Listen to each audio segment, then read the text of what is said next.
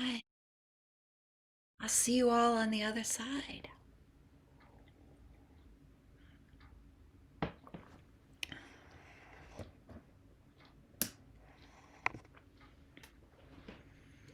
Greetings, beloved children. This is your soul group, Zarina. And as always, we are just infatuated with your beautiful, loving intelligence. We delight in listening to you, the hum of your words, the hive of activity that you are, this beautiful group mind. Well, we celebrate that. We are entranced by the harmony of your thoughts, even those of you who are undergoing things that aren't completely, shall we say, comfortable. But the way in which you are finding your pearls is just magnificent.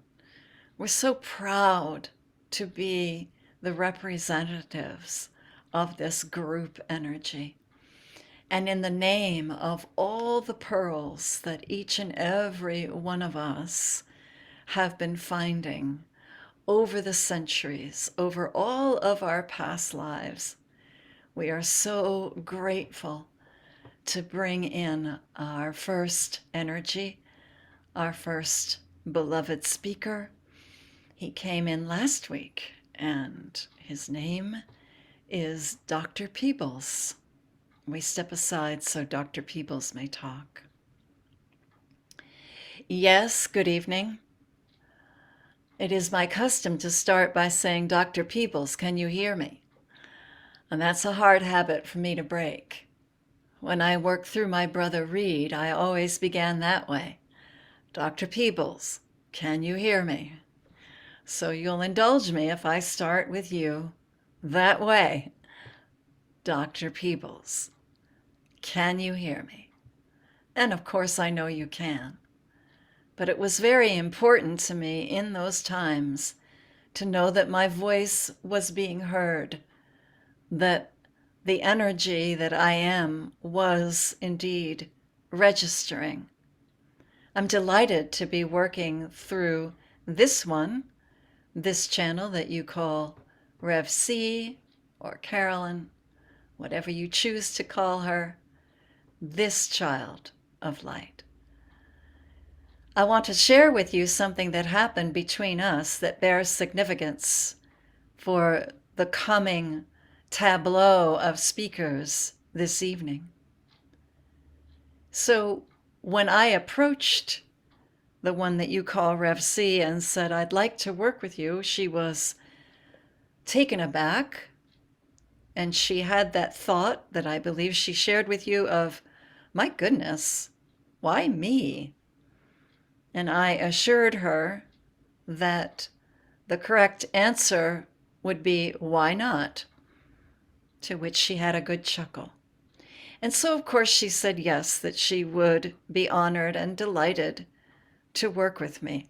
I didn't know how to break it to her then that it's the other way around, but as you shall see, the story unfolds. Well, the child's curiosity got too much for her, and she decided to look me up on Google. And my goodness, she found me. There I am, Dr. Peebles. My whole story unfolding right there in front of her. And my friends, it's not all a good story. Yes, there was a lot that I did to further the cause of what you call spiritualism. I was a good medium. However, I had indulged in some practices that were not, shall we say, entirely legal.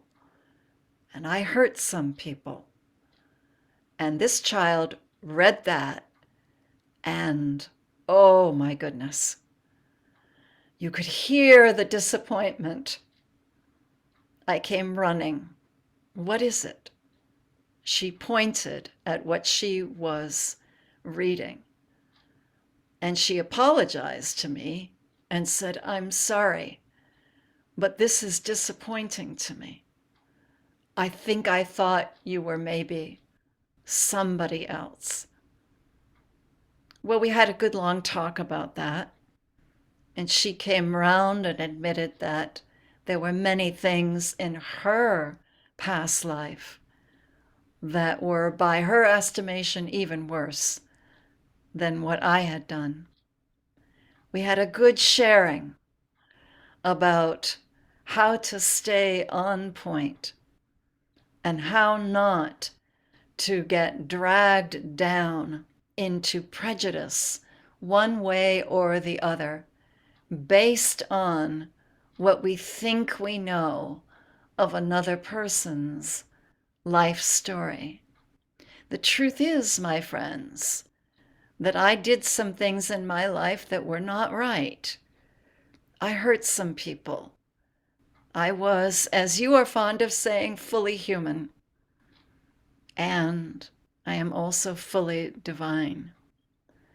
And one of the reasons why I continue to stay in service is so that I might make up for the fact that there were some people that I hurt in the name of service, in the name of service only, but not in the heart of service.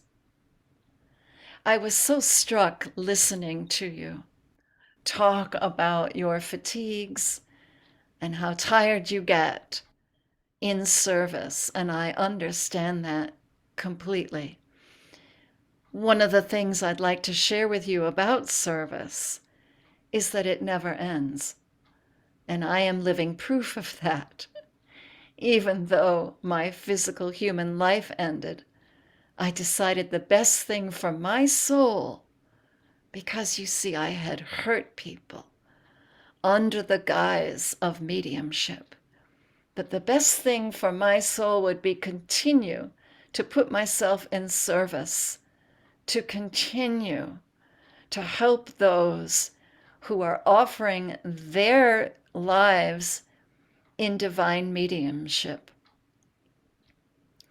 The other piece of this, dear ones, is something that we are working on right now. We have some speakers that are coming in to follow in this topic of service and of blame. As this child was waking up, the one that I am channeling through right now, she heard this: the great unblaming, the great unblaming. And as was described to her, and as I describe it to you, this is a place in consciousness. It is a place we all know. It is a place we all experience. Some have called it the kingdom of heaven. Some have called it paradise. Whatever it is called, in essence, it is the place where blame falls to the wayside. Blame crumbles up like a piece of paper and is discarded and tossed to the side of the road, because in the great unblaming, it is impossible to keep track of those energies that we once held responsible for this or for that. So in the great unblaming, it is impossible to find a culprit for, say, World War II, even though common knowledge would point to a man called Adolf Hitler. In the great unblaming, the part of consciousness that we are speaking to you from today, no blame is assigned, because no blame can be found. Now, believe it or not, the culture that you are living in, and not just the culture in the United States, but the worldwide culture, the personification of culture that is happening across your planet, there is soon to come a similar manifestation of the great unblaming. Why is this? Well, as you may notice, things seem to be tumbling into greater and greater chaos, and it is becoming harder and harder to say whose fault, who is at fault, who started this. For instance, with your outbreak, your pandemic, it was fashionable in the beginning to point fingers and say, China is to blame, to point fingers and say, this person or that person, patient X is to blame. But at a certain amount in time, you could no longer point your finger anywhere and say that any one person or any one country was to blame for COVID. As COVID replicated and things became more chaotic, it became harder and harder to say who is to blame. This is an example of the beneficent blessing of chaos, in that while things become more chaotic, and they indeed probably feel terrifically uncomfortable for you at times, I can only imagine. But from our point of view, what we would like you to know is that the beneficent blessing of chaos is that it becomes harder to find one individual to blame. In the words of that brilliant character, Pogo, from that wonderful cartoon, we have seen the enemy, and they is us. What started as a cartoon character, I believe, has become embedded in consciousness and is a reference to what we all know in our heart of hearts, that there is no one person or one country or one circumstance where blame can be found for any occasion, any circumstance on planet Earth. Does this make sense to you so far? Just nod your heads so I can see and feel into that. I'm glad. Thank you. Thank you, children, for nodding back to me. It's helpful for me because I need to know that that is understood, that you understand this blueprint, that in fact, in the unblaming, this aspect of the center of what we call paradise, or the center of our divine identity, there is no blame. And so we have the great unblaming that is coming to your planet, coming soon, at a movie theater near you, the great unblaming, where no one is held, no one person, I should say, is held accountable. But we are all accountable together.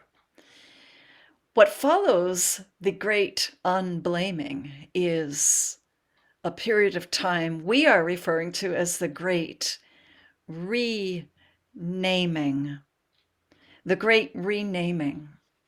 And in the great renaming, every single soul who has ever lived or ever will live, every single soul who has had a moment of wondering, am I to blame?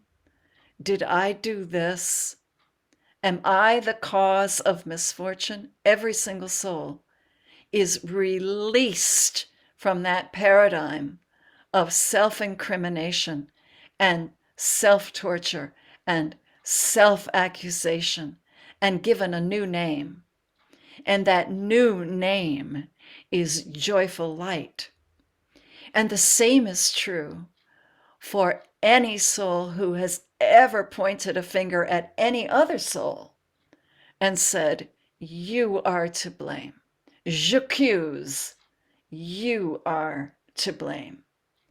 That any soul that has ever done this kind of accusation, blamed their parents, blamed their sister or their brother, blamed their president, blamed their king, blamed their bride, blamed their husband, whoever or wherever that blame went, that any soul who has ever participated in this kind of finger pointing immediately discovers the falsity, the falsehood of such an accusation, and immediately asks for forgiveness and renames every single person or institution that they ever held accountable for their unhappiness, renames everyone with the name Joyful Light.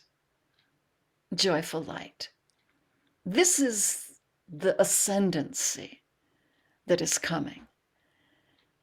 And I was so grateful that this child, with her insatiable curiosity, decided to look me up on the internet and found things about me that she could easily point to and say, I blame you for that bad behavior. I was so pleased because this is the very aspect of growth that we are all growing through. And of course, as I mentioned, she was able to then to look at her own past lives and say, and here's what I did, and here's what I did. And we were able to say to each other, and neither do I blame you. And neither do I blame you. For truly, my dear beloved sisters, blaming is a falsehood. There is the illusion of, if I can blame somebody, then I can feel that I am in control. And of course, this is false labor. This is fool's gold. It does no good to ever blame. I know you understand that beautifully. I'm going to move to the side because I can feel that we have other speakers who are here, and I want to make sure that we give them the proper amount of time. I thank you. I thank you so much for listening and engaging in this heartfelt essay, if you will, on the great unblaming. I step aside and I bring forward my dear brother, Yeshua. Oh, good evening, my dear beloved sisters. Yes, the great unblaming, and neither do I blame you. Yes, when Dr. Peoples was saying that, I had to come running. I was instantly reminded of the story that so many of you know, the woman caught in adultery. Where are your accusers? I said, after everybody had left. Where are your accusers? They've gone, she said. And neither do I accuse you, and neither do I blame you. How important this is, this regular readjustment within all of us, my beloveds, to make sure that we are standing in that position of, and neither do I accuse you or neither do I blame you. I notice often, my dear ones, because you are all working very hard in what I would call the fields of consciousness to improve your character, your persona, to work on what you sometimes call your egoic tendencies or your humanness. I feel into that. But what I don't want you to do is trespass over into the field of self-blame, of blaming yourself. This is not right. This is not what will cause the ripeness of becoming. This will not ripen your spiritual field. And when I feel that you are doing this, holding yourself up for blame or for shame, understand that I will come running and I will remind you of the many, many, many times that I have stood with you and said, where are your accusers? Where are they actually? And forced you to look into thin air. There are no accusers. Who's left? I always say to you. And you, my dear ones, always say, well, just me. Just me, I'm left. And then we have a conversation about who is doing the accusing, who is doing the blaming. And then I say, for the umpteenth millionth time, neither do I accuse you, neither do I blame you. And we go on. We've done it many, many times, my beloveds. We've done it many, many times. You know, when I consider this and lean into it, it's like if you think of a horse and you think of a horse that's been trained to accept a bit in its mouth, and that bit is placed there so that it can be led where its master wants to lead it. Well, you, my beloveds, are very much like that horse, and you have put a bit in your mouth, and you have used that bit to lead yourself along the valley of shame and blame, of blaming yourself. I am here to work with you and to encourage you to take that bit out of your mouth. And when I say take that bit out of your mouth, yes, I am being slightly ironic. Yes, I mean the horse's bit, but take that bit out of your mouth, that bit in your speech that so easily and reflexively will say things like, I suppose that was my fault. I suppose I only have myself to blame, this sort of thing. Because, my dear friends, if you can do that so easily for yourself, can you not see how easy it is for you to blame others? I know you can. Of course you can. Of course you can. Well, we are all in this together. The great unblaming is the reason, my dear ones, why we are shifting into the great renaming. Truly it is. So will you join with me right now and imagine that you are in that beautiful circle once again, and that you are cowering on the ground, and that your accusers have all left, every single one of them. It's just you and me. And hear me ask you, where are your accusers? And please, dear ones, look and see. No one is accusing you. And hear me as I say to you, neither do I accuse you. Neither do I blame you. I'll see you in court, but not the court you may be thinking of. I'll see you in the court of divine love, divine heartfelt purpose, where there is no blame. There is only gratitude for the great unfolding that is happening here, right here on planet Earth. Thank you for allowing me to share my heart with you. I understand that you have other speakers here, and I do want to respect that. Dr. Peebles has put his arm in mine. What a sweet brother he is. And we're just going to withdraw now and allow your sweet Zarina consciousness to come forward. And this is Zarina, your group consciousness. And we are so grateful for the beautiful, beautiful lessons brought in on the great unblaming and the great renaming. We are so grateful. We do have another guest who would like to come in, and we will give him the privilege of introducing himself to you. We step aside. Yes, I'm a little new at this, so please be patient with me. My name is Harold Libby, and as this one that I am speaking through was resting before this group gathered, I whispered my name in her ear. I'm Harold Libby. And she did not recognize the name. She had no idea who's Harold Libby.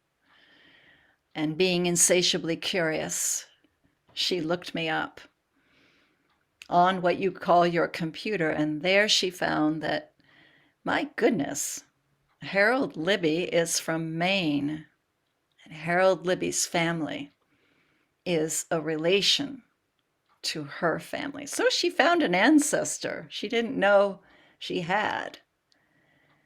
But I was specifically drawn to this group when I heard the context of what was going to be talked about, the great unblaming and the great renaming. And I suppose one of the reasons why I was so enchanted by the topic was because, you see, they've named a trail after me. Up there in Maine, it's called the Harold Libby Trail. And it pleases me when people use that trail and walk upon that trail. It pleases me that folks are using that trail to find themselves closer to nature. It pleases me very much. One of the reasons it does please me is because in my earth life, I often blamed myself for being what you might call a kind of a softie, like taking everybody at their word, trusting everybody. Oh, you're too trustworthy, people would say to me. And I would shrug my shoulders and say, well, maybe I am. People used to make fun of me for that. And oftentimes I would get in trouble with my family, and I was blamed oftentimes in my family for allowing myself to be taken advantage of by this person or by that person. And that was a hard pill to swallow, knowing that my family held me accountable for being taken advantage of. And it wasn't until I crossed that valley and I found myself in the bosom of the great unblaming that I realized that I was being blessed with a vision of what I had actually brought forth. That trail you see that has been named after me, well, that's kind of a metaphor for a trail that I left my family, even though they did hold me accountable for being swindled from time to time, being too trusting in business. I did leave behind for them a trail that they remember and that still stays there. Because you see, while my family blamed me for being swindled, I never could bring myself to blame any of the people that swindled me. I just thought, well, that's their lot in life. And because that was my choice, you see, I left behind me a legacy of no fault, a no fault legacy, which in fact, when I was buried, people remembered me most for. It's interesting to me that that fellow that came in, Dr. Peebles, well, he had swindled people. He had taken advantage of people, and yet here he is now speaking on the great unblaming. It really touched my heart to hear him speak. He's one of the reasons I'm here now, because he was the kind of fellow that I got bamboozled by, I don't mind you saying. But now I see that even though I was, yes, bamboozled, that in the great unblaming, I see the magnificent blessing because I was able to hold forth in my not blaming of anybody else. And that's the legacy, you see. That's the pathway. And so it is that when people are hiking on the Harold Libby path, they do feel a kind of lift in their spirits. They do feel that reset that comes, that sense of anything is possible. I'm living the dream. Nothing prevents me. Wow, I can see far into the horizon. That's the essence of what happens with the great unblaming. Just wanted to let you know. Thank you for giving me the opportunity to speak, and thank you for bringing me here with this ancestor of mine. Bless you all. And this is your group soul, and we are so blessed that Harold Libby has come in and shared his divine wisdom with us. We are also blessed to have the magnificent Meister Eckhart come in and speak. And he's been waiting for quite some time, and so we will step aside and allow him to come and join us. Well, yes, thank you, dear ones. How delightful to be at the table with you all and to engage in this beautiful table talk where we all sit around the table. We are all equals here, and we all focus on the energy of the great unblaming. You know, this was of great interest to me because if you don't know, I was kicked out of the church. I was blamed for preaching heresy.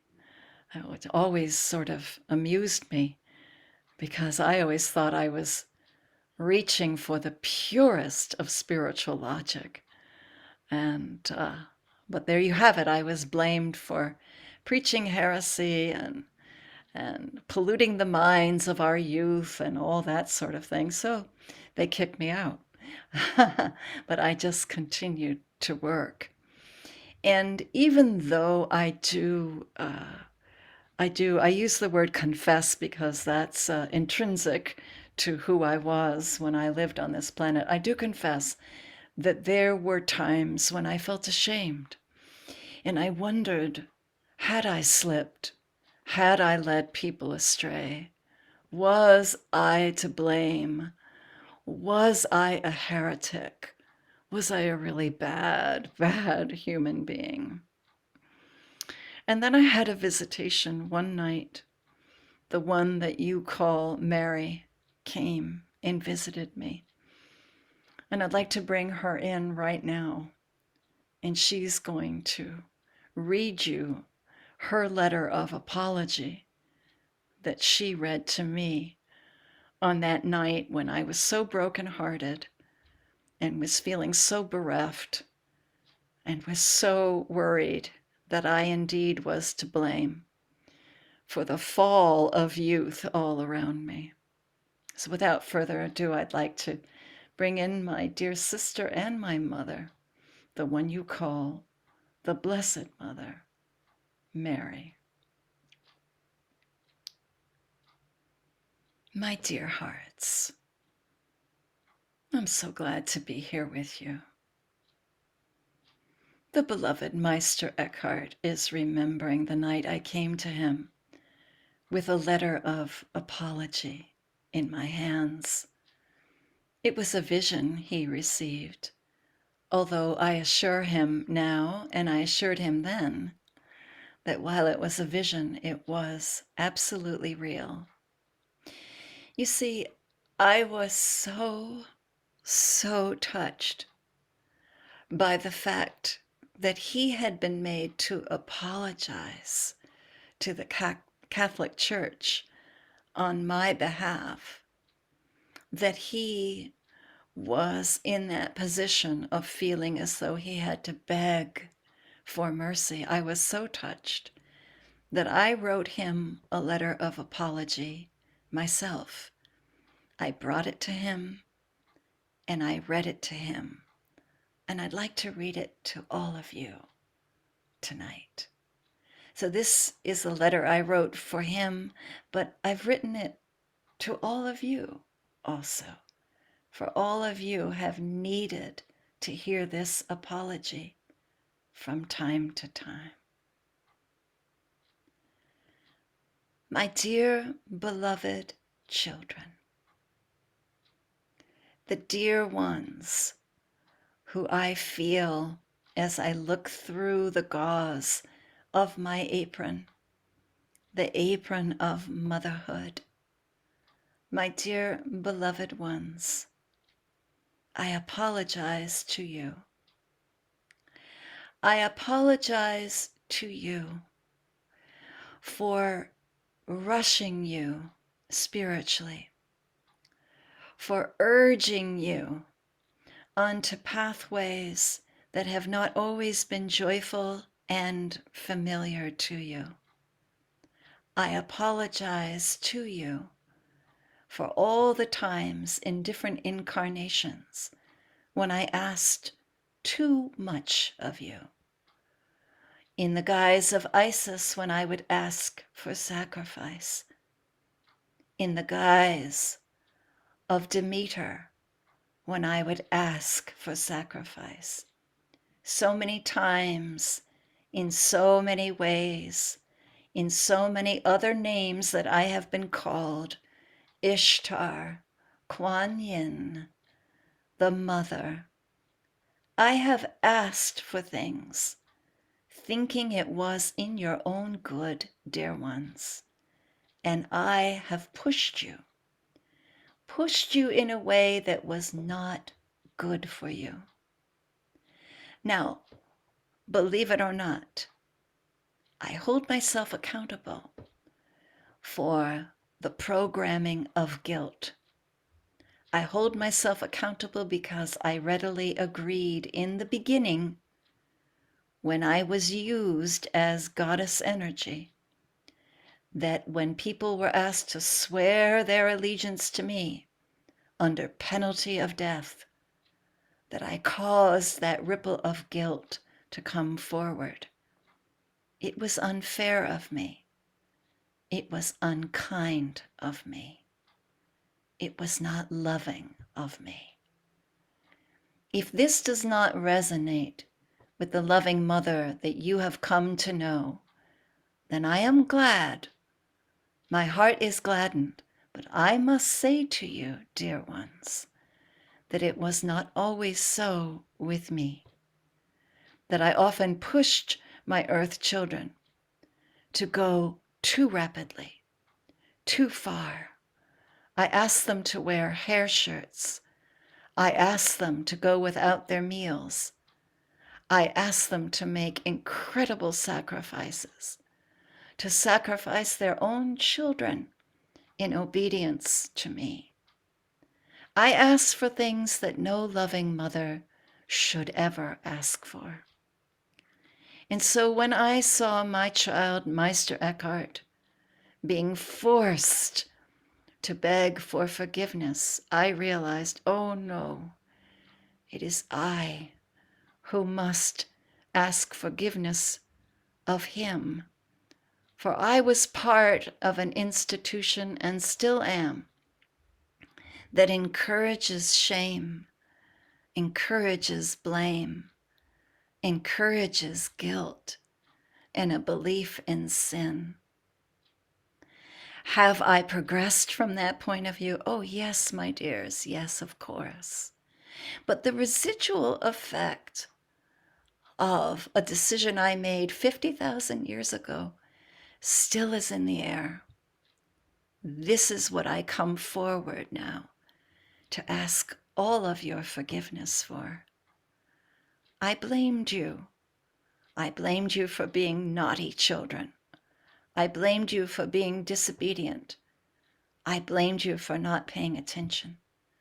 I blamed you for not being in chapel at a certain hour. I made you do penitence. I blamed you for not bringing sacrifice in an obedient way. I blamed you. Yes, that was centuries and centuries ago. And yes, I have realized my mistake. And yes, I am a very different being now. However, there are still in some of you knots of pain that I know I am partly to blame for. And now I seek your forgiveness so that I can be released from blame. Neither do I accuse you, dear children. Neither do I accuse you. Let me be released. Let me be forgiven. You know, in many ways, when my son came rushing in his way and reminded us all of the story of the woman caught in adultery, I thought to myself, that's me. I was also caught in adultery, in the sense that I cheated myself of that purest level of being in which there is no blame and there is no shame. As his mother, I will tell you that I often blamed myself. I often blame myself for the cruelty in which he was executed. I often held myself responsible. And so you see that lineage of blame is there in me, in my psyche, in my persona, and yet that is no more. Tonight, we untie the knot of blame. You are blameless. I am blameless. You have forgiven me, and I am so grateful. And I say to all of you that you have never done anything for which you needed my forgiveness. You are already innocent. You are already blameless. Let this be our truth. Now the great unblaming has unfolded. Now what we have prized as our great pearl in the realm of what you call heaven, now this great pearl descends to what you call your planet Earth. It precipitates down. The great unblaming is here. And the great renaming begins. From this point forward, no one is to blame.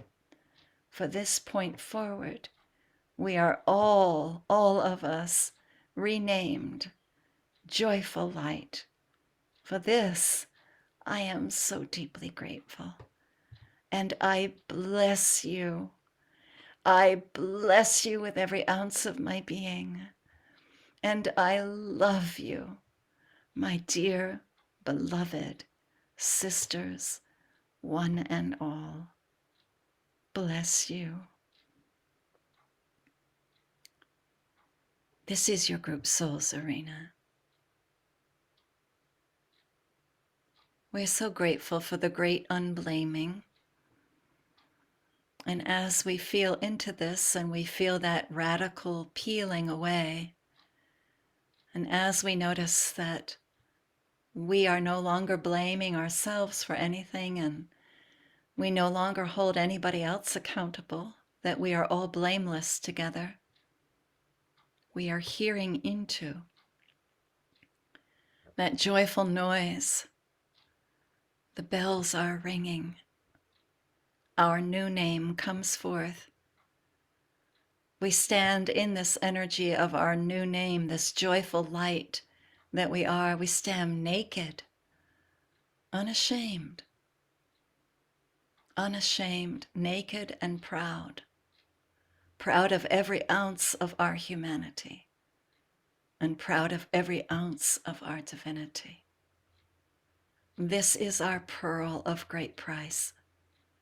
and we are all in this together.